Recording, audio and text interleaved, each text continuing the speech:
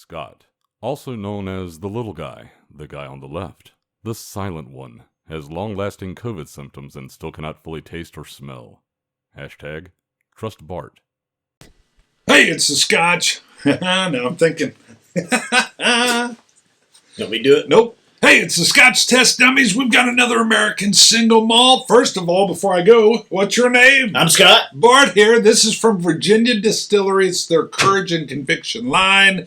And the part that's been tripping me up is the Cuvee is what this is. The Cuvee. There's 3 in this line, but this is the one we have. There's a sherry cask one and an American bourbon cask one. We're doing the Cuvee. We like American single malts. So we're going to test it!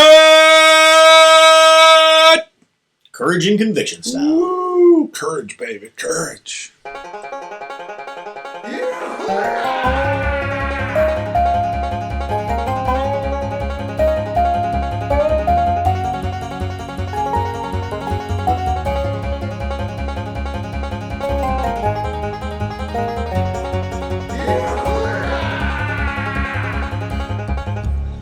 Okay, All we right. did. So what is Cuvee? Well, so Virginia Distillery Company, Excellent. they've been doing some good stuff. Yes. We looked at Courage and Conviction, one of their the first or second release of Courage and Conviction. Right. Recently, these 3 bottles have showed up, kind of an expansion on that Courage and Conviction line. We don't do the research, So you have to. Why Courage and Conviction? What does that have to do with this? You know, these whiskeys from Virginia Distillery Company? We don't know. No. But yeah, so the Cuvee, and from the way it was explained to me, is this: it was these are some ex-wine casks that have been scraped and recharred. They call it's STR, and I forget what that stands for, but it's they take the cask they refurbish. refurbish. Well, I thought Cuvée was like a French thing. Waterford used Cuvée Yes. on their first release for Pilgrimage. Okay. First Cuvée. So if you know, put it in the comments and educate the dummies. Yeah.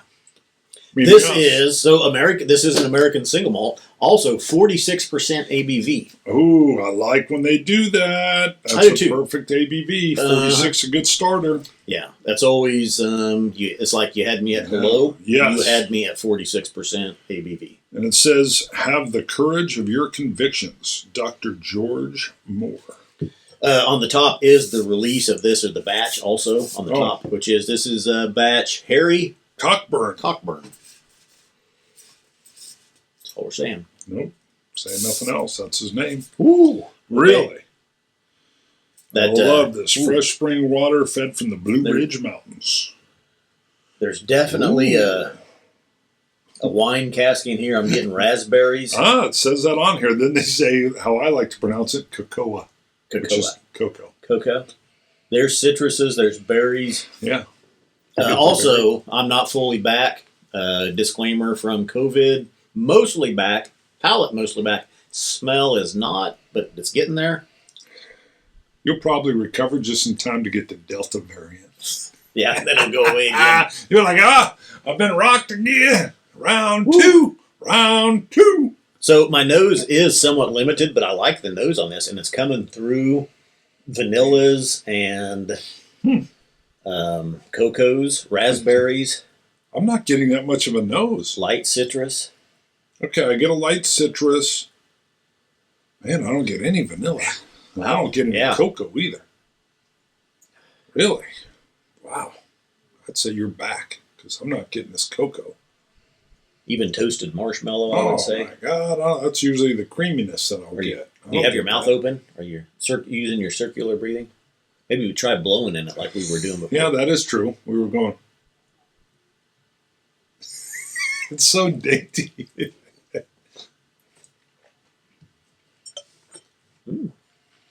Okay, I don't feel like I'm getting much of a nose here. I can't get the creams or the vanillas.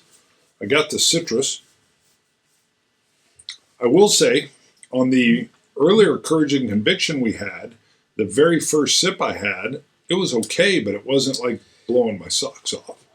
We got down a little bit on that bottle. I came back to it after maybe half a year, closer to a year, and the flavors were just exploding out of it. So again, this may be one where I come in and I sit there and think, well, early on, maybe it's not opened up enough for me, and then maybe it will. I just noticed Man, I don't get berries either. there's a sticker on the back. It says details online for batch Harry Cockburn, batch information. So I'm going to go to the Virginia distillery here. Whoa. Yeah, very nice palate.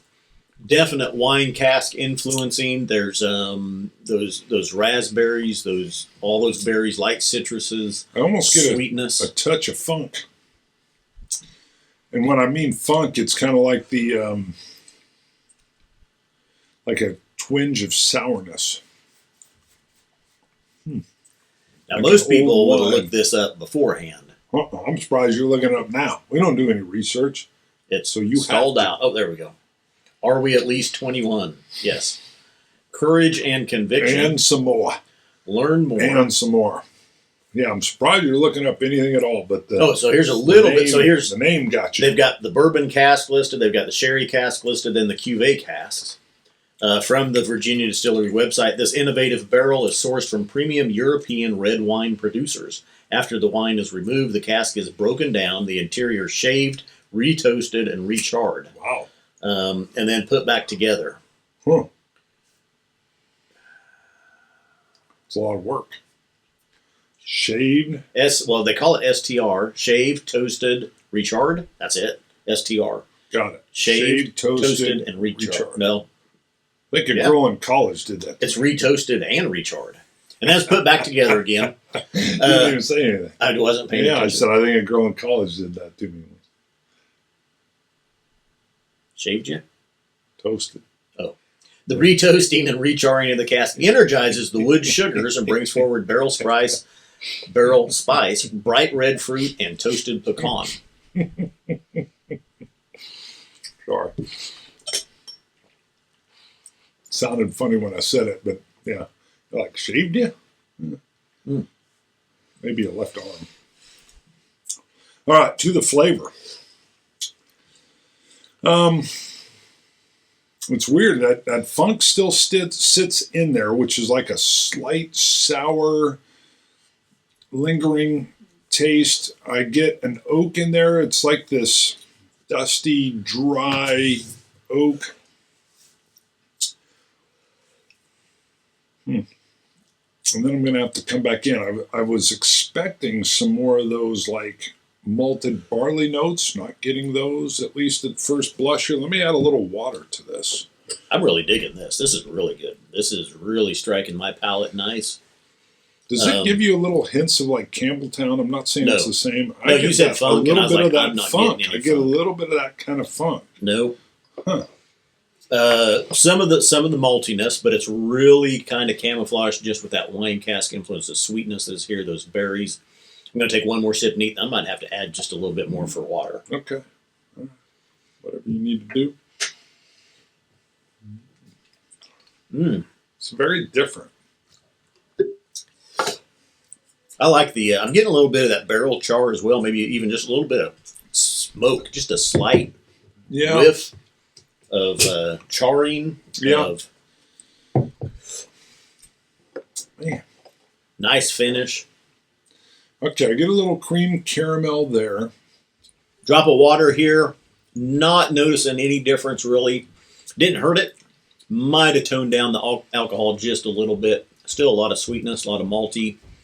Okay. Burnt caramels, Yeah. burnt brown sugars, those citrus fruits. This is very nice. I like this. Citrus fruits, I agree. I think I'm getting the fruits in there. Maybe it is like a barrel char that I'm picking up. I'm ready to score it. Hold on. 87. Oh, Yeah. It's missing 92. Oh, you can keep this one. 92. Well, 92 range. Maybe it's even a 93. Maybe it's my palate being muted a little bit. I don't know. But that Cuvee cask, the STR method, really coming through here. I like it. I'm not getting any of the funk that you're getting. Touch of funk, which is fine. Sometimes I dig the funk. I don't know what would be Funkadelic. causing that, or if maybe it's something on your palate that's causing it. I'm not getting it. Excuse me. Wow. Goodness. Maybe that's what it was. No, and I even cracked this the other night because I just picked this up, I think, a few days ago on Saturday, and I cracked it that day. I liked it then. Well, what they're doing here, though, is, I mean, this is on a higher level. This doesn't feel like, so Virginia Distillery have the American single malts going on. I love them. And I love the different types of kind of experimentation happening. So, again, I think the first one we got, when I tried it, I was like, it was good, but it didn't jump up and salute. And then I literally went back to it later and was like, oh my God, that might be one of my favorites. It was bizarre. So will reserve some of my feeling that maybe it needs to open up a little bit. But it's covered with different types of flavors. I'm just not sure they're my palate type flavors that I like. Could be. So, in fact, I think I remember that even when we did the first Courage and Conviction. Yeah. I liked it better than you did. Yes, there was something did. with it you was picking up that I wasn't. Yep. And it's the same thing here, apparently. Yep. So I may hijack this from you in 8 months. Yeah. I may try it and then it sneaks away. Well, you don't ever notice what's on your shelves. Yeah, right. Maybe we pick up the sherry cask and then the ex-bourbon cask as well to take a look at and see. So let me segue just away from them in particular for a second. The American single malt category is fabulous. They're a big part of this. So I love what they're doing. I love what's happening with American single malts. It's like this brand new discovery of American style, and it's really pushing boundaries and coming through. So don't be afraid to seek out these American single malts. Sometimes they even go by their state. I'm surprised it's isn't called a Virginia single malt, because that's what a lot of them will do. But this one proudly says an American single malt whiskey, and they don't spell it with the E, which I like. Made with courage and conviction. Perfect segue. Perfect segue. Almost. Yes. $75. We still have to talk about price. Got it. Definitely worth it. It's good. It's very good. This feels... So this, when I say it's got a little bit of funk, it's reminding me of a little bit of those Campbelltown flavors that are coming through. So it's definitely hearkening me back to Scotland and the styles they're doing, and that is a feather in their cap. So this American style of single malts is intriguing and exciting to me, and if you haven't tried them, go out there and start delving into the depth of the American single malt. Scotch It, you Scotch gods. Cilantro. Dummies.